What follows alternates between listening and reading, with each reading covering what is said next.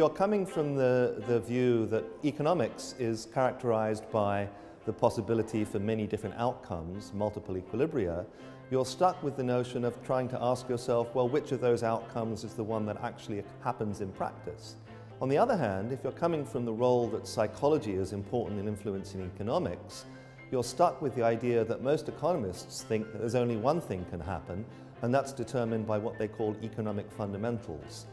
Which is why really there's a natural marriage for models of psychology and models of economics where multiple things can happen, because now we can look to the psychologists to tell us which of the ones is it that actually occurs. The conference is about the connection between psychology and economics. I had been thinking about running a conference funded by the University of Warwick on multiple equilibria. Andy Haldane and Sujit Kapadia at the Bank of England have been thinking about running a conference on behavioral economics, and really is about the role of psychology and how it interacts with economics. And we decided after talking to each other that it would be a good idea to put those two things together.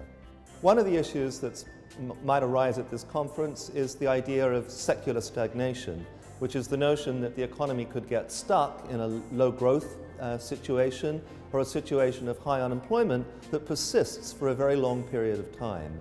And then if we ask ourselves, well, how does psychology influence that? Some of these papers also give an answer to that question.